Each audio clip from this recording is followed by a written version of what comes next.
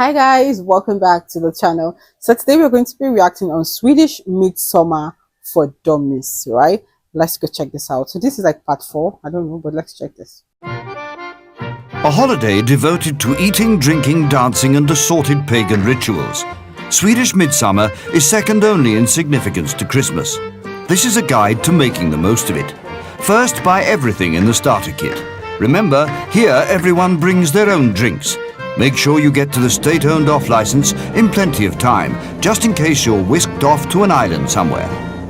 This is downtown Stockholm on Midsummer's Eve. If you can't bear the silence or being on your own, stay away from the city. Midsummer is supposed to be celebrated in the countryside surrounded by birch trees, fields and water.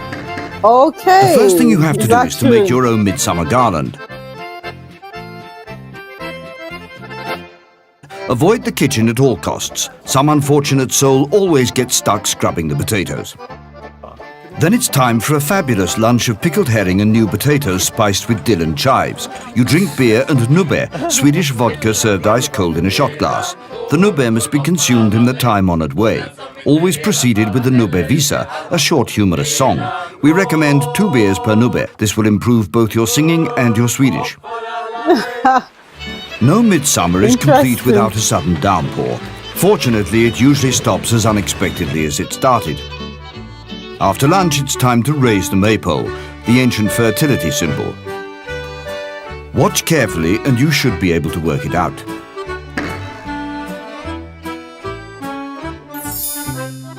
The origins of Swedish midsummer are unclear. For a millennium, it's been a celebration of summer and a fertility rite.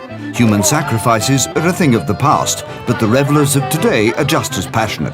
Like many Swedish traditions, the why is less important than the how. Now the dancing begins. Everyone knows small grodorna, the little frogs. Locking your hands on your lower back and jumping like a frog may seem strange, but for at least one day of the year, it makes perfect sense to Swedes. It won't take long to master the dance steps. Swedes can do it in their sleep, and with a bit of practice, so will you.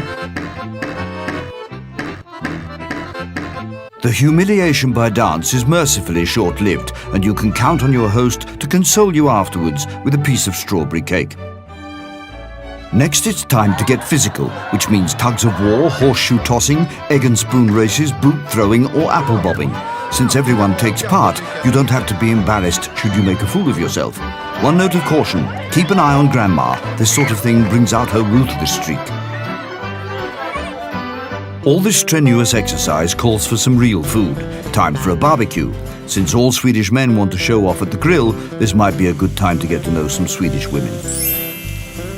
Anything can go on the grill. Meat, fish, vegetables or fruit. There's definitely room to experiment here. Once you've eaten, you either have a quiet night, a sauna, a swim, a few drinks, pause for reflection, or you hit the dance floor with new and old friends.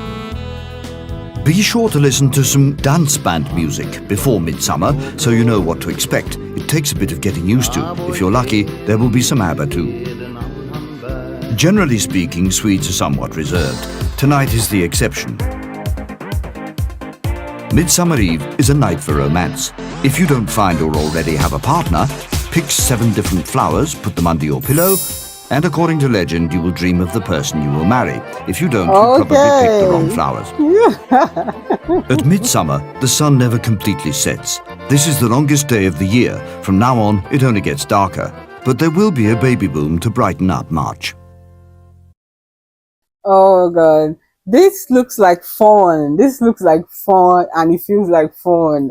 And I really love to experience it, trust me. Because all this person has made mention of is totally fun. Like, there is not going to be dull moments in the Swedish midsummer, right? Trust me, this was absolutely beautiful to watch. And I just kept smiling and smiling because, like I said, he explained it 100% and it makes sense. Let me know how you celebrate midsummer in Sweden. Let me know in the comment section. Is it fun for you? Do you celebrate it with family, friends? Let me know on the comment section. But this was absolutely mind-blowing to watch. And I'm so glad I checked this out. Drop your thoughts on the comment section, right? And I'll see you in my next one.